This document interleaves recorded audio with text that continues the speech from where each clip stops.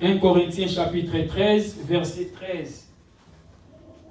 1 Corinthiens chapitre 13, au 13e verset, la Bible nous dit ceci.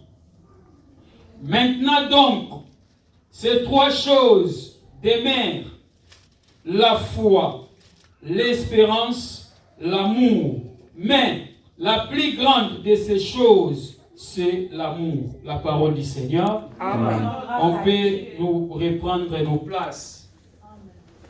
Bien-aimés dans le Seigneur, premièrement, je bénis le bon Dieu pour la grâce qu'il nous a offerte d'être cet après-midi ensemble en ces lieux.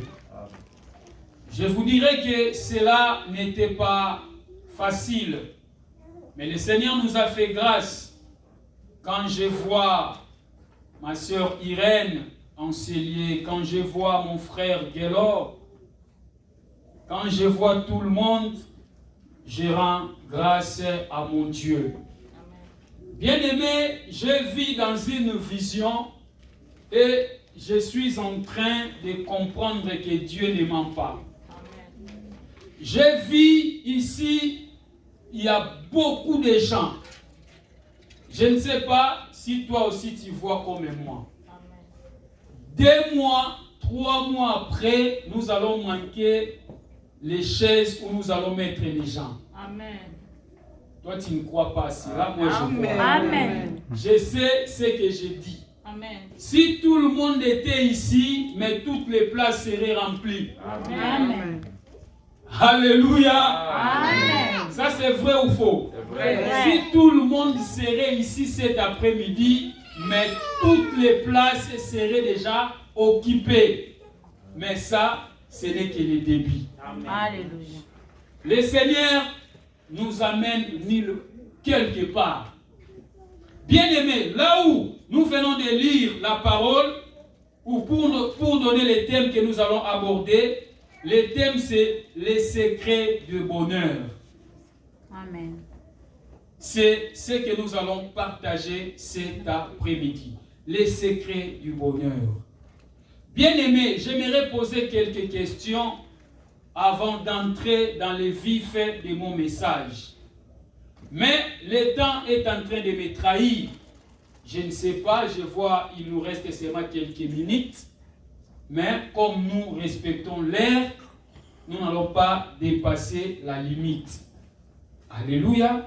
Amen. J'aimerais mettre le base par rapport à cet enseignement de cet après-midi.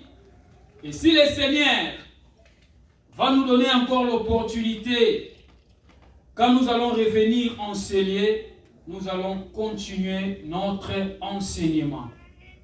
J'aimerais poser une question. Cet après-midi, Dieu peut agir. Amen. Amen. Qu'il te soit fait selon ta foi. Amen. Amen.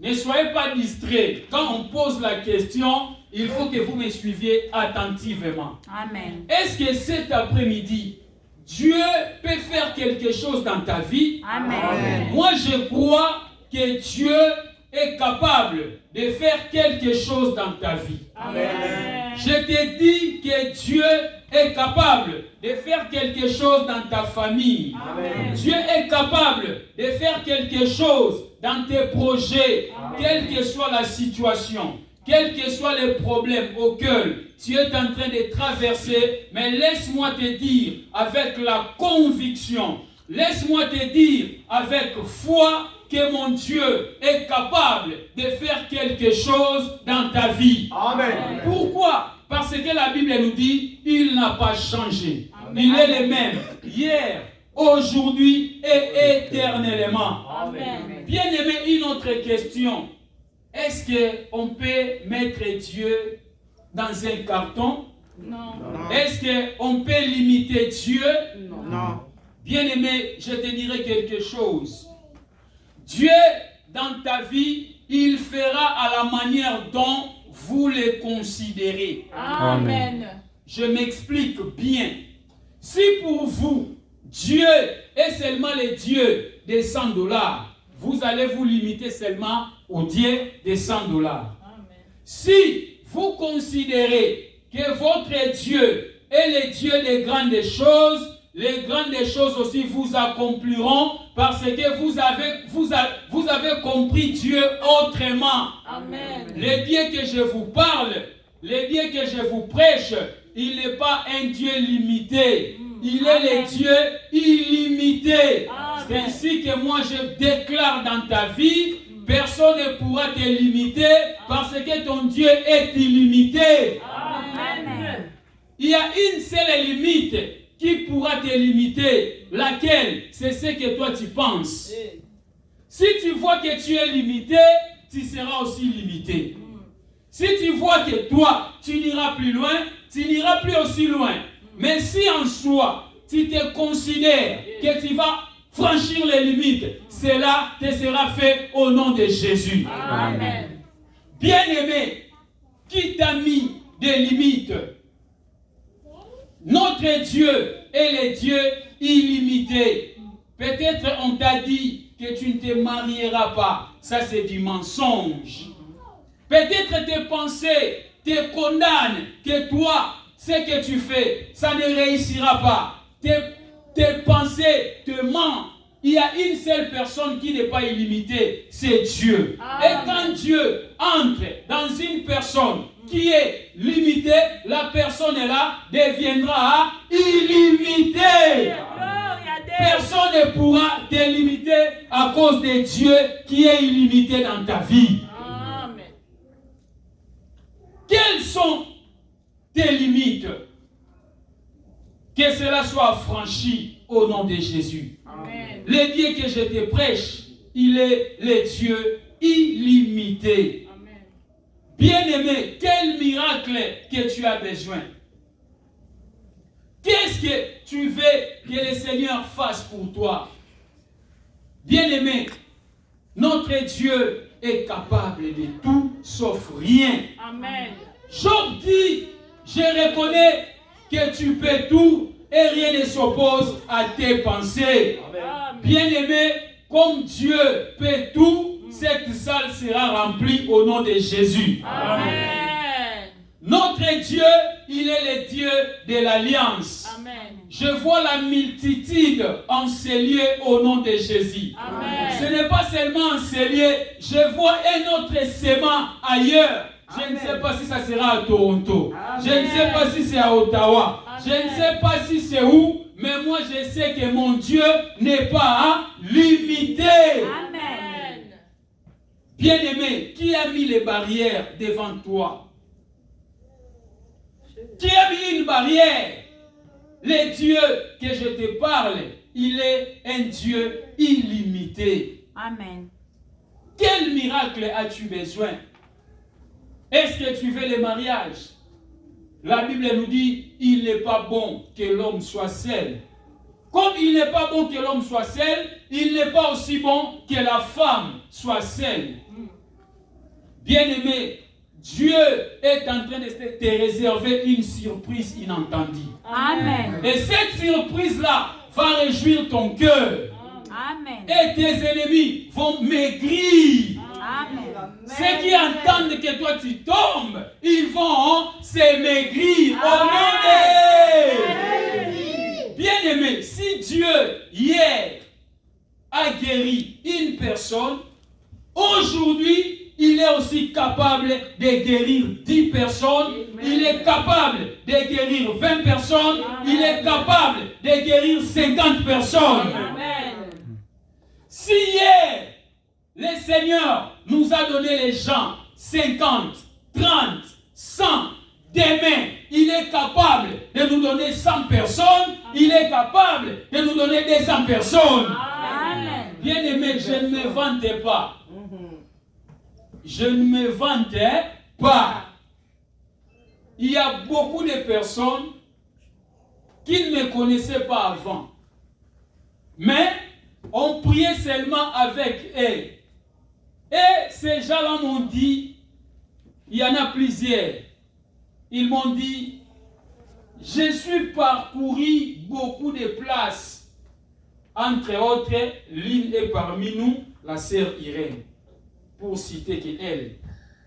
Elle a dit, j'ai sillonné dans plusieurs places, mais quand je vous ai écouté, quand j'ai prié avec vous, j'ai compris que votre Dieu est le Dieu vivant. Amen. J'ai compris que vous avez un grand Dieu. Amen.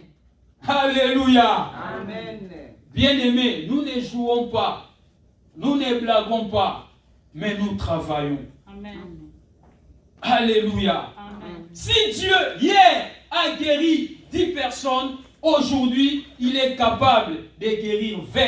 Il est capable de guérir 50.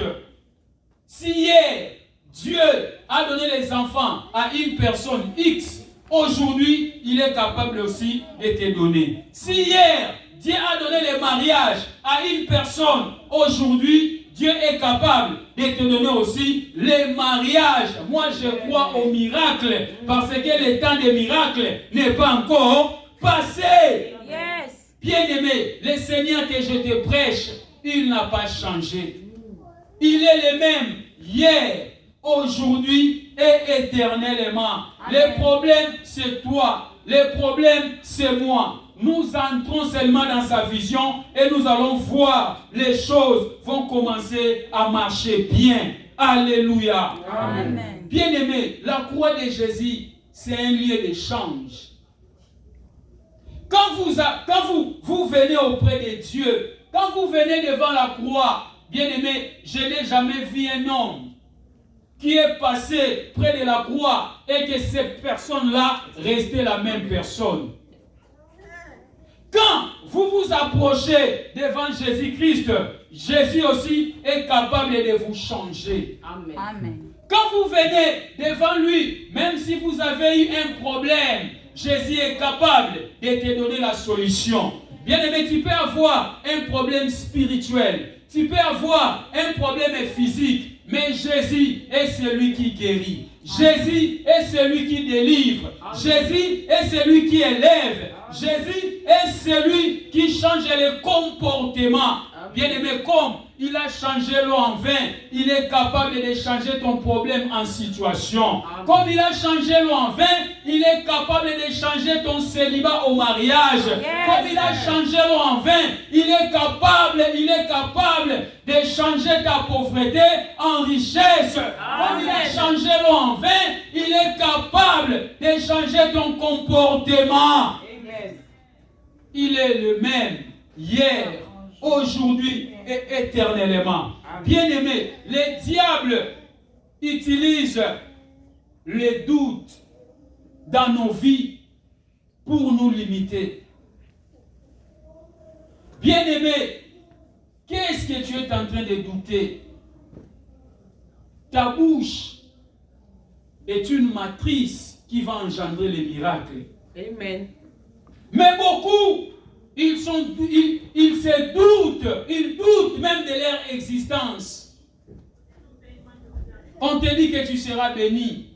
Toi, tu dis, moi, je serai béni avec mon ange, avec mon âge qui est avancé. Il y avait des péchés, entre autres Pierre. Et ces péchés ont péché toute la nuit. Mais ils ne parvenaient pas à avoir des poissons. Ils étaient spécialistes en pêche. Ils pêchaient, mais rien ne marchait. Ils pêchaient, mais rien ne marchait. La Bible nous dit, le maître en scène, l'acteur des films, il est venu auprès d'eux. Il leur a dit, jetez vos filets, vous aurez des poissons. Mais Pierre a dit, maître, nous avons passé ici toute la nuit. On a fait toutes les méthodes, on n'a rien pris. Mais à cause de ta parole, nous allons jeter. Et quand ils ont jeté les filets, ils ont vu les miracles inattendus. Bien-aimé, ta vie sera bénie à cause de cette parole. Amen. Ta vie sera élevée à cause de cette parole. Pierre a dit, à cause de ta parole. Bien-aimé, à cause de cette parole, tu vas dominer sur tes ennemis. Amen. À cause de cette parole, les portes fermées seront ouvertes au nom de Jésus. Amen. À cause de cette parole, les ténèbres ne régneront pas dans ta vie. Au nom de... Le diable est en train de mettre le doute dans nos vies. Et il nous dit que Dieu n'existe pas. Il y a les gens qu'on appelle les athées. Les athées, qui sont-ils? Ce sont les gens qui ont étudié et ils disent que Dieu n'existe pas. Parmi ces athées, il y a les philosophes. Il y avait un philosophe, je crois, c'est René Descartes, qui disait sur le doute méthodique. Il a dit ceci, écoutez-moi bien. Il a dit, si Dieu existe, l'homme n'existe pas. Et il a dit encore, si l'homme existe, Dieu n'existe pas. Il a douté même de l'existence de Dieu. Mais la Bible nous dit dans le livre des Romains, se vantant d'être sages, ils sont devenus fous. Il a commencé à réfléchir. Quand il a commencé à réfléchir, il a fait une analyse. Cette analyse était laquelle? Il a dit ceci. Si moi j'existe, c'est parce que mes parents m'ont engendré. Amen. Amen. Si mes parents existent, c'est parce que mes grands-parents l'ont engendré. Il a commencé à retourner en arrière. Il a dit non. Si il y a une personne qui existe, c'est-à-dire il y a une personne, il y a une autre personne qui l'a créée. Parce que aucune chose ne peut exister au hasard. Amen. Amen. Amen. Aucune chose peut exister au hasard. Et il a compris que non, Dieu existe. Amen. Bien-aimé, dans ton problème, croyez-moi que Dieu existe. Amen. Même si rien ne va, il y a quelqu'un qui existe et il t'aime. Amen. Son amour est au-dessus de ton problème. Amen. Son amour est au-dessus de tes préoccupations. Fais-lui seulement confiance et il agira. Amen. Bien-aimé, le diable nous fait voir que Dieu n'existe pas. À cause de quelques pasteurs qui ont tombé peut-être dans les péchés, le diable fait croire aux gens que tous les pasteurs sont faux. Non, ce n'est pas vrai. Amen. À cause peut-être d'un homme qui a trébuché, on colle toutes les églises la même chose. Non. Bien-aimé dans le Seigneur, c'est ça le pensée du diable. Non. Ah, moi, je n'irai plus à l'église parce que regardez tel, regardez tel, regardez tel. Non. Bien-aimé, je vais vous donner une révélation concernant l'église. Si vous lisez la Bible dans les livres de Genèse, chapitre 3, la Bible nous dit ceci. Quand Dieu a commencé à maudire Satan, il a maudit Adam, il a aussi maudit la terre. Qu'est-ce que Dieu a dit à la femme? Suivez-moi très attentivement et vous allez comprendre. Dieu a dit au serpent, je mettrai l'inimitié entre toi et la femme, et sa postérité t'écrasera la tête. Et toi maintenant, serpent, tu les mordras au talon. Amen. Amen. Or, la femme est l'image de l'Église. Jésus a écrasé la tête du serpent. Le serpent, c'est qui? C'est le diable. Amen. Or, la tête, c'est Christ qui est la tête de l'Église. Et les autres membres, c'est l'Église. Est-ce que vous me comprenez? Amen. Alors, Dieu a dit ceci. La postérité de la femme écrasera la tête du serpent. Alors, la tête du serpent était écrasée au mont Golgotha. Amen. Alors, qu'est-ce que le serpent a fait? il a mordu seulement les talons de Jésus. Or, l'Église qui est la tête de Jésus, Jésus qui est la tête de l'Église, et le reste des membres, c'est nous l'Église. Celui qui est mordu par les serpents, est-ce qu'il va marcher convenablement? Non. Répondez-moi. Non. Une personne mordue par les serpents, est-ce qu'à qui il y a le venin, il va marcher convenablement? Non. Il va commencer à marcher, mais pas tellement bien. C'est ça l'Église. L'Église ne peut pas marcher correctement parce que les talons de l'Église étaient blessés par les serpents. Amen. Je ne sais pas si j'étais ici où on allait crier très fort. Ça, c'est la parole de haut niveau. Amen. Amen. Amen. Pour comprendre cette parole, il faut être aiglé. Amen. Alléluia. C'est ainsi que vous allez écouter, on avait vu un tel pasteur a fait ceci. La marche de l'église, il y a les mots, il y a les venins. Vous allez non, il y a un prêtre qui a fait ceci. Moi, j'aime beaucoup de chrétiens catholiques. Bien aimé, ce que les prêtres font, les chrétiens catholiques ne le disent pas. Vrai ou faux? Vrai. Mais nous, quand un pasteur tombe, les réseaux sociaux, vous avez vu un tel pasteur, et toi aussi tu es chrétien, tu entres dans ces histoires-là, tu mets aussi ton commentaire. Non. Moi, quand un pasteur tombe, même quand un prêtre catholique tombe, ça ne me fait pas du plaisir. Ça me fait mal. Quand toi, tu te réjouis parce que l'un a tombé, est-ce que tu es chrétien ou pas? Si ton père tombe, tu vas applaudir? Non. Si ton frère biologique tombe, est-ce que tu seras content? Non.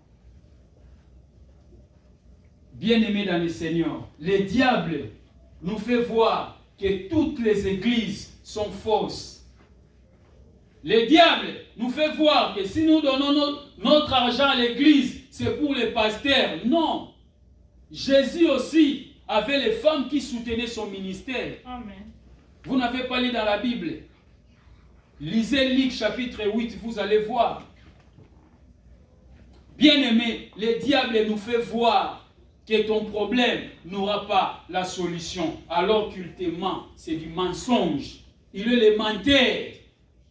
S'il y a une pensée négative qui vient en toi, toi aussi dis, il est écrit que toi, le diable, tu es le père des mensonges. Moi, je réussirai. Amen.